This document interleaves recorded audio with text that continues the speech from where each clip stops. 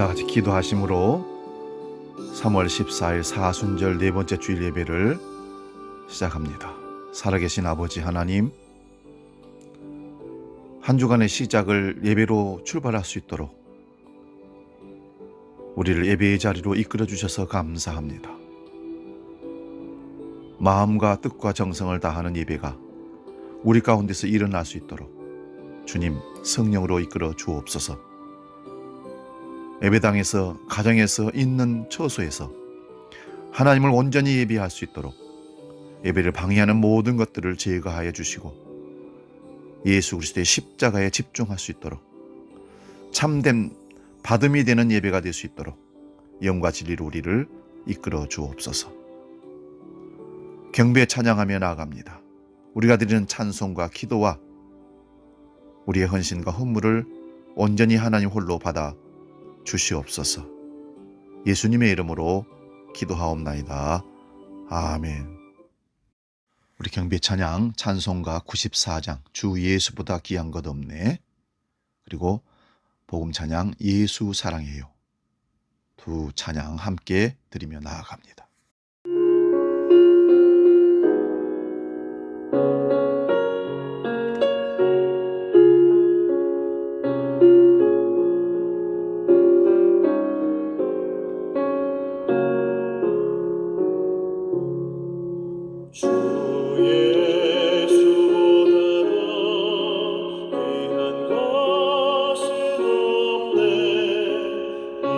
세상 보기와 바꿀 수 없네.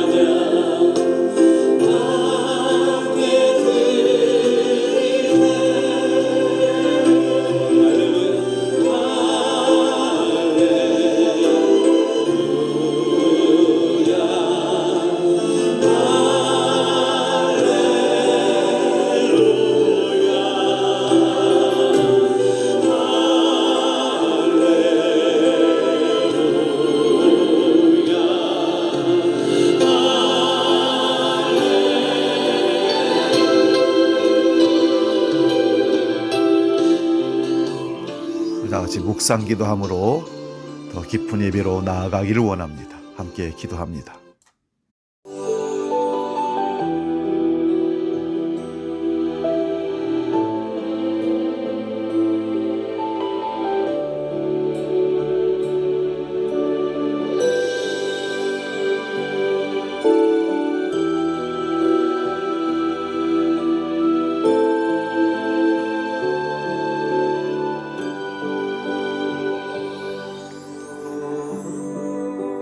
오라 우리가 여호와께로 돌아가자. 여호와께서 우리를 찢으셨으나 도로 나았게 하실 것이요 우리를 치셨으나 싸매어 주실 것임이라. 여호와께서 이틀 후에 우리를 살리시며 셋째 날에 우리를 일으키시리니 우리가 그 앞에서 살리라. 아멘. 선한 목자 되시는 아버지 하나님, 지난 한 주간도 매일 매 순간 동행하시며 저희들을 바르고 의로운 길로 인도해 주셨음을 감사드립니다. 사망의 음침한 골짜기에서도 두려워하지 않도록 믿음을 주시고 평안함을 주시고 보호해 주시고 이끌어 주심을 또한 감사드립니다. 오늘도 그 은혜를 바라보며 주의 몸된 교회에 나와 또한 가정에서 영과 진리로 온 마음과 정성을 다하여 예배합니다. 성령이여 우리를 붙잡아 주시옵소서. 온전한 예배로 마음과 정성을 다하여 하나님께 드려지는 복된 시간 되게 하여 주시옵소서. 이 땅에 재림의 주로 다시 오시는 예수 그리스도의 이름으로 기원하옵나이다. 아멘. 이어서 계속 기도합니다. 우리 한 주간 살아오면서 하나님 앞에서와 사람들 앞에서 경건되지 못하고 실수하고 비판하고 용서하지 못하고 미워하고 질투하고 욕심부리고 하나님을 예배하는데 게을렀고 기도하는데 나태했고 말씀을 실천하는데 전혀 무능했던 우리의 모습들을 그대로 하나님 앞에 정직한 믿음으로 참여하며 기도하기를 원합니다. 기도하겠습니다.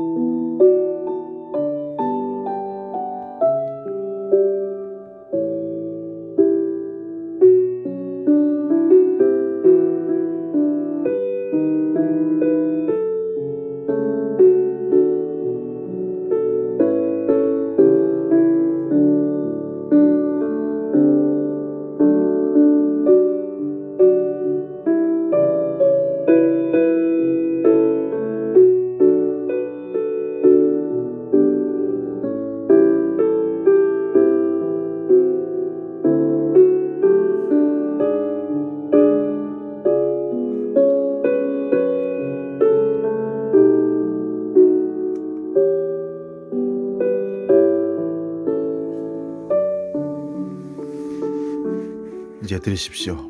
하나님께서 우리에게 용서의 말씀을 주십니다. 여호와는 은혜로우시며 긍휼이 많으시며 노하기를 더디하시며 인자하심이 크시도다. 여호와께서는 모든 것을 선대하시며 그 지으신 모든 것에 긍휼을 베푸시는도다. 아멘. 우리 죄를 용서해 주신다 선언하신 아버지 앞에 사도신경으로 나의 신앙을 고백합니다. 나는 전능하신 아버지 하나님 천지의 창조주를 믿습니다. 나는 그의 유일하신 아들 우리 주 예수 그리스도를 믿습니다. 그는 성령으로 잉태되어 동정녀 마리아에게서 나시고 본디오 빌라도에게 고난을 받아 십자가에 못 박혀 죽으시고 장사된 지 사흘 만에 죽은 자 가운데서 다시 살아나셨으며 하늘에 오르시어 전능하신 아버지 하나님 우편에 앉아 계시다가 거기로부터 살아있는 자와 죽은 자를 심판하러 오십니다. 나는 성령을 믿으며 거룩한 공교회와 성도의 교제와 죄를 용서받는 것과 몸의 부활과 영생을 믿습니다. 아멘. 찬송가 300장 내 맘이 낙심되며 함께 찬송하고 말씀 상고하겠습니다.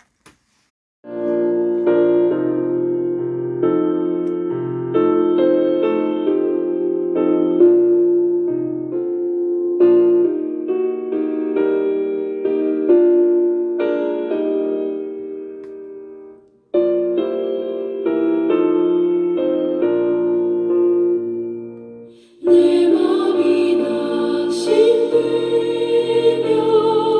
근심에 눌릴 때 주께서 내게 오사 위로해 주시네. 가는 길 캄캄하고 괴로움 많으나 주께서 함께하며 내 짐을 지시네. 그네가 내게 족하네. 그네가 족하네. 이 괴로운 세상 지날 때 은혜가 족하네. 희망이 사라지고 진군할 버리네. 주 내게 속삭이며 새 희망 주시네. 싸움이 맹렬하여 두려워 떨 때에 승리의 왕이 되신 주 음성 들리네. 그네가 내게 족하네. 그네가 족하네. 이 괴로운 세상 지날 때 은혜가 족하네.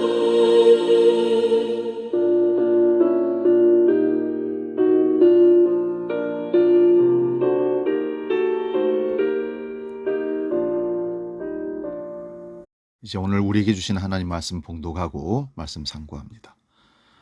하나님 말씀은 마태복음 14장 22절에서 27절까지 말씀입니다. 신약성경 24면에 있습니다. 이 말씀 봉독할 때에 살아계신 우리 주님의 음성을 들을 수 있기를 바랍니다. 마태복음 14장 22절에서 23절 말씀입니다. 봉독합니다. 예수께서 즉시 제자들을 재촉하사 자기가 무리를 보내는 동안에 배를 타고 앞서 건너편으로 가게 하시고 무리를 보내신 후에 기도하러 따로 산에 올라가시니라. 저물매 거기 혼자 계시더니 배가 이미 육지에서 술이나 떠나서 바람이 거스름으로 물결로 말미암아 고난을 당하더라. 밤 사경에 예수께서 바다 위로 걸어서 제자들에게 오시니 제자들이 그가 바다 위로 걸어오심을 보고 놀라 유령이라 하며 무서워하여 소리 지르거늘 예수께서 즉시 이르시되 안심하라 나니 두려워하지 말라. 아멘. 오늘 봉독한 말씀으로 나니 두려워하지 말라 이런 제목으로 말씀을 상고하고 은혜를 나눕니다. 나니 두려워하지 말라. 코로나가 시작되면서부터 우리나라에 온통 트로트 오디션 열풍이 불었습니다. 유행가에 마음이 동요되고 감동받았다는 교인들의 말도 많이 들어봤습니다. TV 프로그램이 시청률이 높고 유명세를 타다가 보니 거기에서 입상만 하면 출세가 보장된다고 합니다. 그래서 노래 좀 한다는 사람이면 나이 든 어른부터 초등생까지 심지어는 외국인들까지 열정적으로 참여하는 것을 보았습니다. 상위권에 들기만 하면 후원과 광고 계약과 방송 출연 등 순식간에 유명인이 될 수 있습니다. 그런 오디션 프로그램에서 외쳤던 말 가운데 기적을 노래하라 라는 말도 있었습니다. 여러분, 우승을 하는 사람은 인생이 180도 변화되는 기적을 경험하게 되는 건 사실이지만, 우승을 하면 탄탄대로의 인생길 성공 가도를 달릴 수 있는 것 같은데, 기적 같은 우승 이후 잠깐의 유명세와 관심을 받다가 다시 사람들의 기억에서 사라지는 경우를 봅니다. 기적을 경험하는 것보다 기적 그 이후가 더 중요하다는 이 얘기입니다. 사랑하는 여러분, 신앙생활에도 어떤 큰 기적을 체험하거나 하나님의 은혜를 경험하고 난 다음이 매우 중요합니다. 그 이유를, 우리에게 은혜와 기적을 경험하게 하신 후에 예수님은 어떤 일을 하시는지 오늘 말씀을 통해서 찾아보고 말씀의 은혜를 나누기를 원합니다. 먼저 예수님은 기적 이후에 풍랑을 겪게 하신다는 사실입니다. 신앙생활하면서 갈등을 겪는 것 중에 하나가 이런 것입니다. 은혜를 체험했으면 그 은혜가 지속되거나 그 감격을 가지고 계속 살 수 있었으면 좋을 텐데 그렇지 않다라는 것입니다. 기도원에 가서 기도하고 말씀 듣고 성령 받고 놀란 은혜를 체험한 그 뜨거움으로 뭔가 할 수 있을 것 같았는데 얼마 가지 못해서 낙심하거나 주저앉아 버릴 때가 있습니다. 왜 그렇습니까? 내가 체험한 은혜보다 내가 지금 부딪히는 현실이 더 크게 여겨지기 때문입니다. 오늘 본문 말씀 속에서 나타난 현실의 벽은 무엇으로 나타납니까? 바로 풍랑입니다. 24절을 보겠습니다. 배가 이미 육지에서 술이나 떠나서 바람이 거슬림으로 물결을 인하여 고난을 당하더라. 이 사건은 예수님께서 오병이어의 기적을 베푸신 후에 일어난 일입니다. 오병이어는 제자들도 무리들도 일생에 처음 경험한 특별한 체험이었습니다. 어떻게 물고기 2마리와 보리떡 5개로 5,000명을 먹일 수가 있느냐는 것입니다. 아무리 계산기를 두드려 봐도 도저히 계산이 안 나온다는 것입니다. 이미 빌립이 요한복음 6장 7절을 보면 안 나오는 판단을 하고 있습니다. 빌립이 대답하되 각 사람으로 조금씩 받게 할지라도 200데나리온의 떡이 부족하리이다. 이 말은 돈도 없을 뿐더러 돈이 있다고 할지라도 그 많은 떡을 어디서 살 수 있겠냐는 말씀입니다. 그런데 예수님이 이적을 베푸실 때 모두가 배불리 먹고 부스러기를 12광주를 남기는 기적이 일어났습니다. 이것은 적어도 그 자리에 모인 모든 사람들뿐만 아니라 제자들에게도 매우 특별한 체험이었고 흥분의 도가니였을 것입니다. 감격의 연속, 놀라움의 충격, 이런 말이 아마 그 상황과 어울릴 것입니다. 그런데 그 순간 예수님은 제자들에게 명령을 내립니다. 본문 22절입니다. 예수께서 즉시 제자들을 재촉하사 자기가 무리를 보내는 동안에 배를 타고 앞서 건너편으로 가게 하시고. 왜 예수님은 감격과 흥분의 동아리가 된 그 장소에서 제자들을 급하게 보내고 자신도 그 자리를 피신하시는 것일까요? 그 이유가 오늘 본문에는 나오지 않지만 요한복음 6장 14절 15절에는 나옵니다. 그 사람들이 예수께서 행하신 이 표적을 보고 말하되 이는 참으로 세상에 오실 그 선지자라 하더라. 그러므로 예수께서 그들이 와서 자기를 억지로 붙들어 임금으로 삼으려는 줄 아시고 다시 혼자 산으로 떠나가시니라.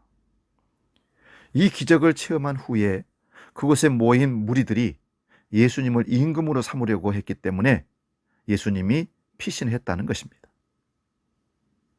아마 군중들은 한껏 꿈에 부풀어 있었을 겁니다.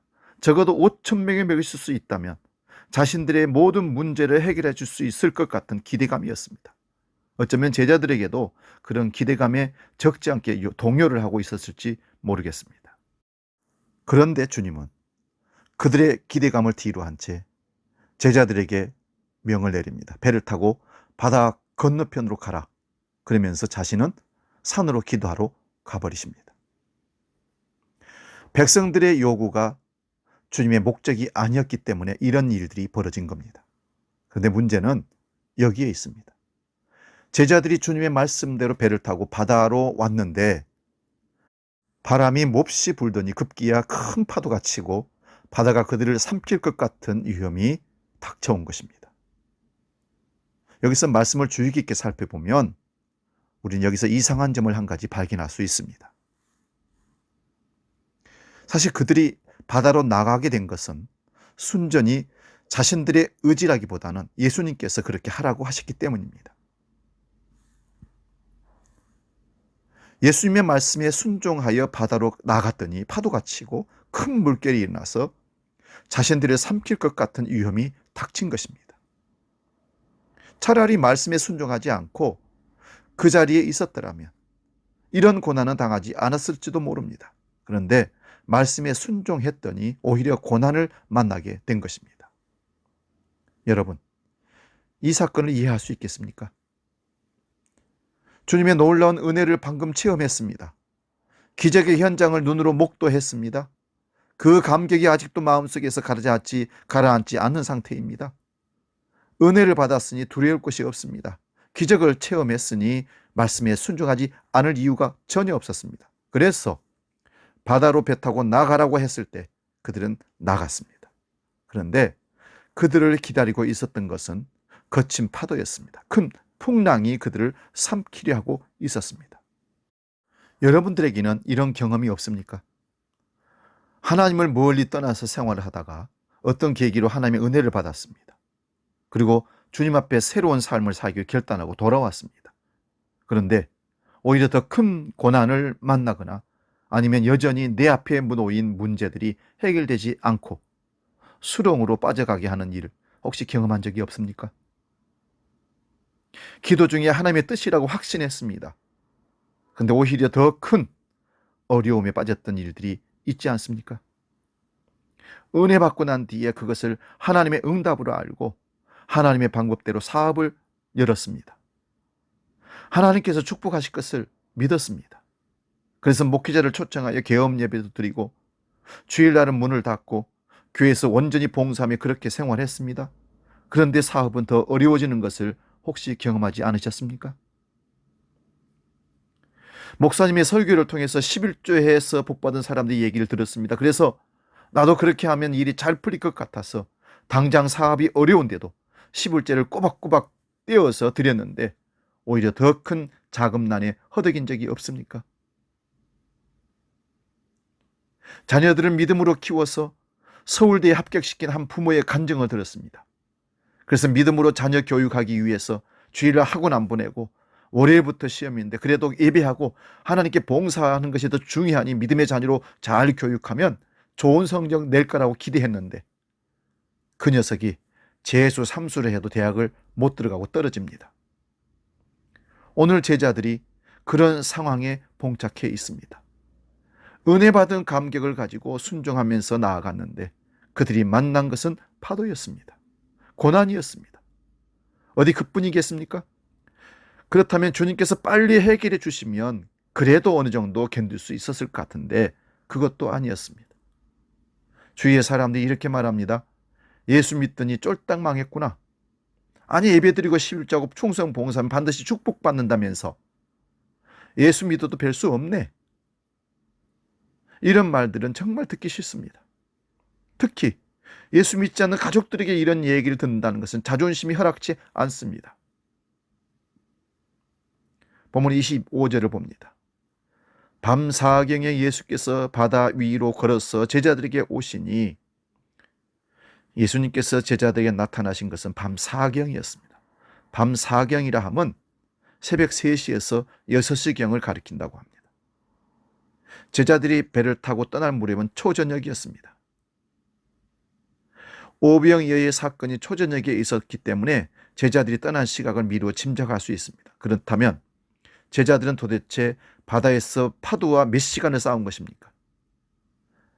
왜 예수님은 좀 더 일찍 그곳에 나타나지 않으셨을까요? 예수님께서는 도대체 무슨 의도로 제자들을 풍랑 속으로 보내신 것일까요?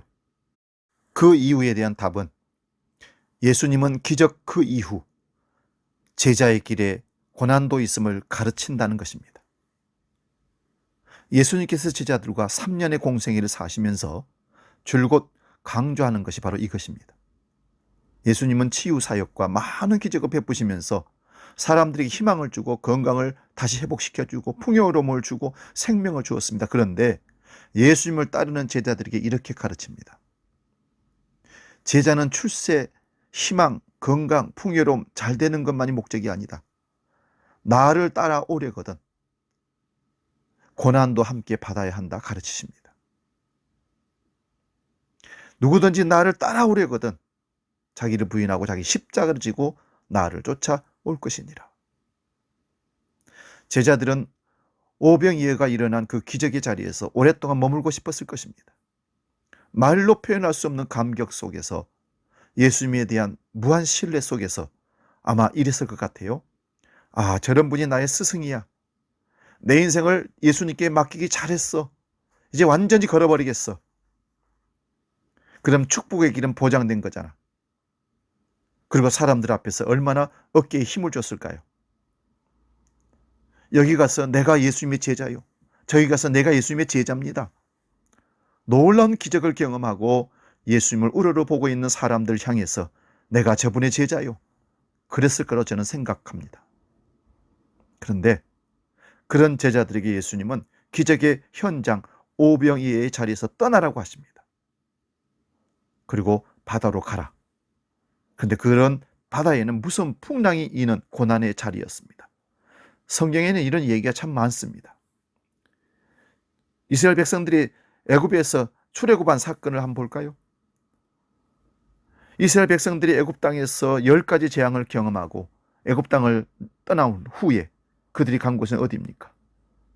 애굽 군대의 창칼에 포위를 당한 홍해입니다. 막다른 골목입니다. 그런데 거기서 하나님은 홍해를 가르시고 바다에 마른 길을 내십니다. 하나님의 기적을 또 체험했습니다. 이런 하나님이 우리를 인도하신다면 우리는 탄탄대로요 안락의 길을 갈 수 있을 거라고 이스라엘 백성들은 생각했을 것입니다. 그런데 홍해를 딱 넘어서 광야로 들어서자마자 목마르고 배고프고 고달파 원망하는 일이 계속 일어납니다. 어쩌면 40년의 세월을 광야에서 보냈는데 그들은 원망의 시간, 원망의 역사를 썼던 것입니다. 젖과 꿀이 흐르는 풍요로운 땅을 들어간다면서 물도 없고 양식도 없고 안락한 집도 편히 쉴 곳도 없는 이 메마른 광야에서 이제 우리 죽으란 말인가? 차라리 애굽의 종으로 살 때가 그립다고 그들은 입에 붙은 말로 계속했습니다. 다윗을 한번 볼까요? 3m가 넘는 거인 골리앗 그 싸움에서 만군의 여호와의 이름으로 나가서 싸워서 그는 승리를 했습니다. 하나님의 은혜로 큰 승리를 거두었죠.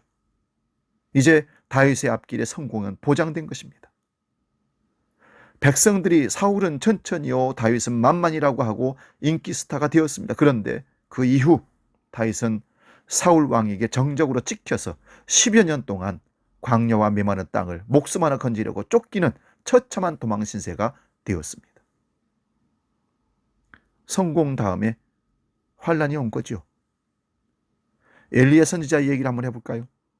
갈멜산에서 바알과 아세라 우상 숭배자 850명과 엘리야 선지자가 대계를 벌입니다. 제단을 쌓아놓고 제물을 거기에 올려놓고 하늘에서 불이 내려와 제단과 제물을 태우는 쪽이 승리하는 것으로 목숨을 건 대계를 벌입니다. 물론 엘리야 선지자가 불을 내려주소서 하자 하늘에서 불이 내려와 제단을 태워버리고 제물도 살라버렸습니다. 놀라운 하나님의 능력과 기적을 체험하고 승리했습니다. 그런데 그 이후 엘리야는 죽이겠다는 이세벨 왕비의 협박과 아합의 협박에 혼비백산에서 도망가 광야의 노덴나무에 기대어서 차라리 죽여달라고 하는 신세가 되고 말았습니다. 예수님도 한번 살펴볼까요? 요단강에서 세례 요한에게 세례를 받았습니다. 하늘이 열리고 하늘에서 성령이 비둘기같이 임하였습니다. 하늘에서 음성이 들립니다. 이는 내 사랑하는 아들이요 내 기뻐하는 자라. 그런데 그 이후 사랑하는 아들 그 예수 그리스도를 성령이 이끌어서 광야로 보내어 40일 금식하는 자리로 보냈고 그리고 거기서 사탄의 시험을 받게 하십니다. 놀라운 기적을 경험한 후에, 하나님의 능력으로 큰 승리를 거둔 후에, 하나님의 음성을 듣고 놀라운 은혜를 체험한 후에 하나님은 그 기적의 자리, 승리의 자리, 은혜의 자리에 계속 두신 것이 아니라 고난의 자리로 인도하심을 봅니다. 이것은 제자들의 가는 길에 축복도 있지만 고난도 함께 있음을 가르쳐주기 위한 것입니다. 실제로 수많은 이 땅의 신앙의 선배들이 이 고난의 길을 걸으면서 지금까지 교회의 역사의 밑그림이 되었습니다. 누군가는 눈물 젖은 빵을 먹어보지 않고 인생을 논할 수 없다고 했습니다. 마찬가지로 고난을 통해 절망과 좌절을 경험해보지 못하고서 믿음을 얘기한다는 것은 모순되는 일일지 모릅니다. 왜냐하면 절망, 좌절, 실패 이런 것들을 경험해보기 전에 믿음이 무엇인지 온전히 알 수가 없기 때문에 그렇습니다. 조금 전까지 제자들은 어떤 환경 가운데 있었습니까? 오병이의 기적을 체험하는 환경이 놓여 있었습니다. 황홀했습니다. 감격했습니다. 그런데 그들이 만약 바다로 가지 않았다면 그들은 그것이 신앙의 전부라고 생각했을지 모릅니다. 예수님을 따라다니면서 그들이 보았던 것은 병자를 고치시는 모습입니다. 귀신을 쫓아내는 모습입니다. 죽은 자를 살리시는 모습입니다. 산에서 주옥 같던 천국의 복음을 돌려주셨던 훌륭한 설교를 드렸던 그런 모습입니다. 이런 것은 그들로 하여금 언제나 흥분과 감격을 가져주는 것은 사실입니다. 우리가 인생을 살면서 이런 날만 계속된다면 얼마나 좋겠습니까? 그런데 우리가 살아오는 동안 기쁜 날만 있는 것이 아닙니다. 내가 원하는 대로 행동한 날이 나를 기다리고 있는 것이 아닙니다. 때로는 전혀 예기치 못한 일들이 내 앞에 닥칠 수도 있습니다. 마치 갈릴리 바다의 풍랑이 전혀 예상치 못할 때 일어났던 것처럼 말입니다. 실제로 여러분들이 그렇게 살아오지 않으셨습니까? 그때 여러분들의 모습은 어떠했습니까? 조금 전에 누렸던 감격을 그대로 간직할 수 있었습니까? 오병이의 그 놀라운 감격을 여러분의 가슴에 그대로 간직할 수 있었습니까? 심각한 병에서 고침받은 그 체험, 그 은혜가 아직도 나의 신앙을 뜨겁게 유지시키고 있습니까? 대부분은 그때 그 감격과 흥분을 뒤로한 채 고난에 부딪혀 더 괴로워했을 것입니다. 조금 전에 경험했던 그 놀라운 능력의 주님을 잊어버렸던 것입니다. 그리고는 자신의 힘으로 해결해 보려고 동분서주했었을 것입니다. 그런데 해결이 되던가요? 열심히 밀어붙이니까 의도했던 대로 성과를 거둘 수 있었습니까? 오히려 더 큰 좌절과 실망만 가지게 되는 경험이 많았을 것입니다. 사랑하는 여러분, 내가 주께 순종하는 삶을 살아도 고난은 여전히 다가올 수 있다는 것을 기억하십시오. 우리가 그 사실을 알지 못하면 조금만 어려움이 와도 쉽게 넘어지고 맙니다. 지금까지 제자들은 예수님을 만나서 그의 제자가 된 이후로 이런 경험을 해보지 못했습니다. 그저 좋은 날만 있었습니다. 물론 예수를 믿는다는 것, 그 자체로 그 말만이라도 표현할 수 없는 기쁨입니다. 정말 신나는 일입니다. 그러나 내 삶 속에서 더러는 예기치 못한 고난이 나에게 올 수 있습니다. 그 사실을 배제하면 안 됩니다. 제자들은 이 사실을 아직 온전히 깨닫지 못했습니다. 그러니 파도를 만났을 때 죽게 되었노라고 소리를 치는 것입니다. 예수님을 따른다는 것은 자기를 부인하고 자기의 십자가를 지고 따른다는 그 말씀을 제자들은 예수님으로부터 분명히 들었습니다. 그러므로 하나님의 은혜를 체험한 후에 신앙생활 가운데 만나는 고난을 조금 다른 시각으로 보기를 원합니다.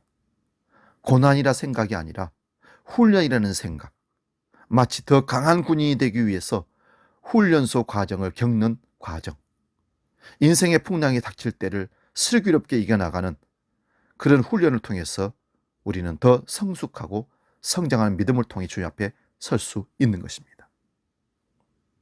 마지막으로 예수님은 기적 후에 찾아온 풍랑 속에서도 제자들을 지켜주고 계셨습니다.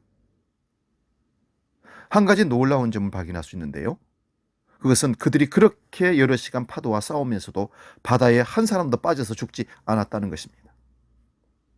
여러분은 왜 이들이 오래오래 그 긴 시간 동안 파도와 싸우면서도 바다에 빠지지 않고 살아 있었다고 생각하십니까? 힘으로 버텼기 때문이라고 생각하십니까? 아니면 베드로가 그들이 어부 출신이기 때문에 경험과 기술이 많기 때문에 살아남았다고 생각하십니까? 하나님께서는 이런 상황에 대해서 고린도전서 10장 13절에 이렇게 말씀해 주십니다. 사람이 감당할 시험 밖에는 너에게 당한 것이 없나니 오직 하나님은 미쁘사 너희가 감당하지 못할 시험 당함을 허락지 아니하시고 시험 당할 즈음에 또한 피할 길을 내사 너희로 능히 감당하게 하시느니라. 제자들을 바다로 나가게 하신 것은 주님이셨습니다. 그들에게 고난을 허락하신 것입니다. 그런데 그 고난의 현장에서 주님은 그들을 지켜주고 계셨다는 말씀입니다. 비록 지금 당장 모습은 그들에게 나타내 보이지 않으셨지만 그 고난의 현장에서 주님은 그들을 지켜주셨습니다. 우리 마가복음 6장 48절 말씀 봅니다. 바람이 거스림으로 제자들이 힘겹게 노젓는 것을 보시고 밤 4경쯤에 바다 위로 걸어서 그들에게 오사 지나가려고 하심에, 여기서 세 단어에 주목해 보시기 바랍니다. 노젓는 것을 보시고 바다 위로 걸어서 그들에게 오사, 보시고 걸으시고 오시다.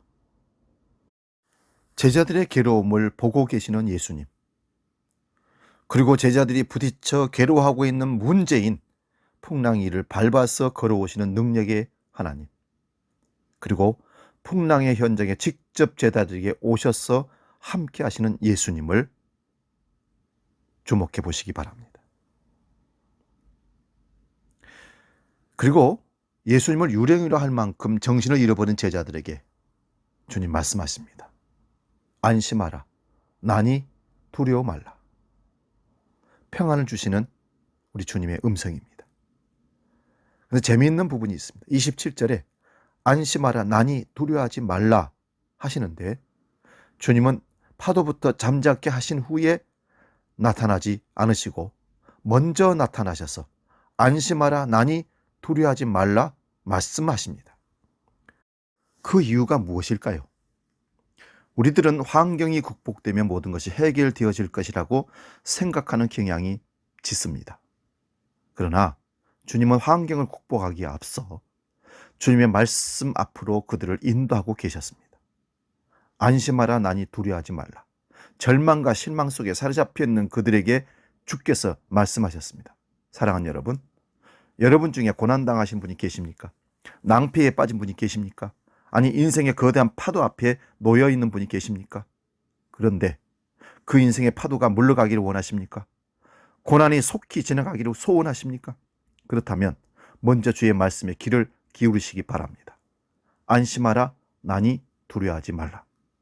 정말 우리가 두려워해야 할 것은 내가 만나는 고난이 아닙니다.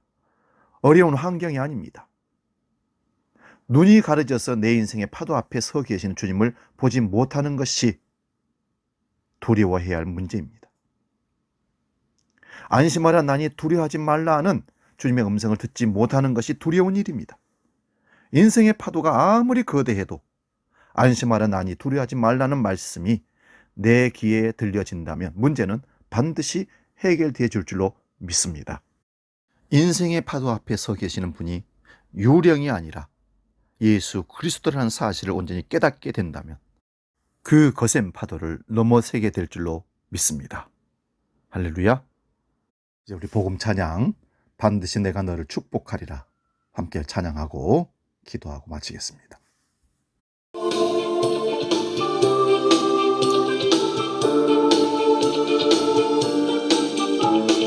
반드시 내가 너를 축복하리라. 반드시 내가 너를 들었으리라. 천지는 변해도 나의 약속은 영원히 변치 않으리. 목말라 가고 난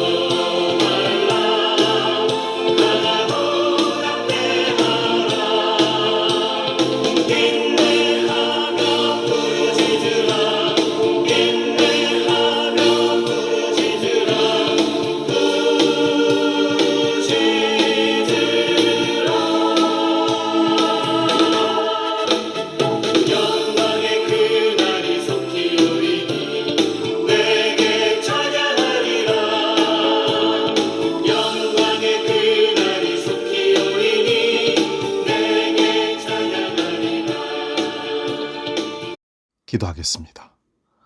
오늘도 여러 가지 두려운 일들로 가득한 세상에서 내가 너와 함께 하나니 두려워하지 말라 하시는 하나님의 음성을 듣습니다. 두려워 말라, 놀라지 말라. 나는 네 하나님이 됨이니라. 내가 너를 붙들어 주리라. 나의 의로운 오른손으로 너를 붙들어 주리라 하신 하나님의 음성을 듣고 세상에서 승리하는 믿음의 자녀들로 살게 하여 주옵소서. 하나님, 결코 세파의 유혹에 욕심에 끌려 하나님의 음성을 듣지 못하고 방황하는 일이 없도록 우리를 날마다 성령으로 붙잡아 주시옵소서. 주께서 우리를 이기게 하실 줄로 믿습니다. 풍랑을 밟고 걸어오신 주님을 바라보고 안심하라 나니 두려워하지 말라. 그 음성이 우리를 평안케 하실 줄로 믿습니다. 이제는 오늘 드려진 헌금을 위해서 봉헌 기도합니다. 하나님 아버지, 오늘 우리를 불러주시고 하나님을 예배하게 하시니 감사합니다. 마음 가운데 참된 평안을 주시고 안심하라 나니 두려워하지 말라 하시는 음성을 들으며 우리가 하나님께 감사합니다. 예배함에 우리 자신을 드리는 그 마음으로 물질을 구별하여 드립니다. 11조를 구별하여 드립니다. 주정헌금을 감사의 예물을, 선교헌금을 드립니다. 주여, 받으시옵소서. 당신의 것을 구별하여 드린 성도들의 믿음이 오니 받으셔서 흠량하시고 거룩한 곳에 쓰임받도록 물질을 흘려 주시옵소서. 힘들고 어려운 코로나 사태에 경제적으로도 위축되고 힘든 가운데 있습니다. 우리 주한 모든 성도들, 각 가정과 일터와 직장 위에 하나님, 어려움을 딛고 이길 수 있는 믿음 주시고 난이 두려워하지 말라는 음성을 듣게 하심으로 위기를 극복하여 승리하게 하여 주옵소서. 예수님의 이름으로 축복하며 기도하옵나이다. 아멘. 우리 찬송가 316장 부르시면서 봉헌하겠습니다.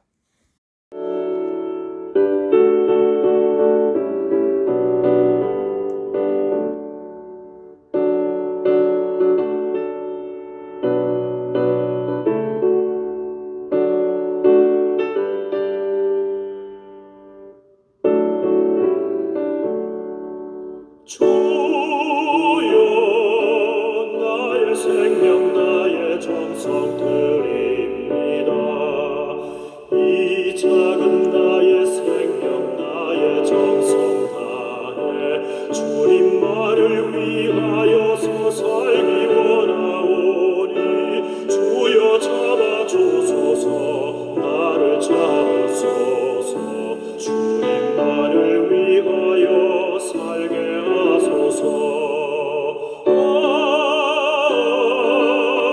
불같은 성령으로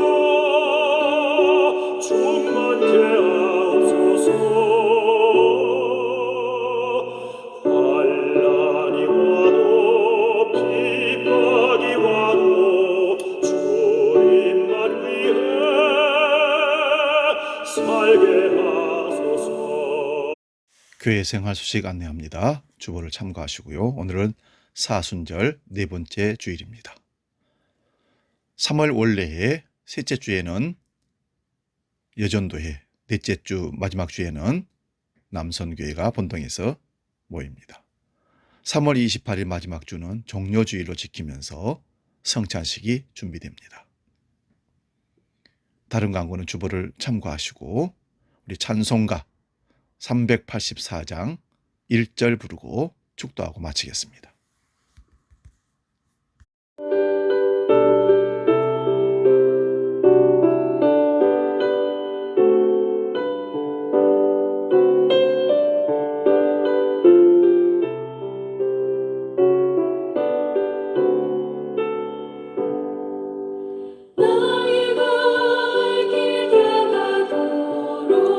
예수 인도하시니 내 주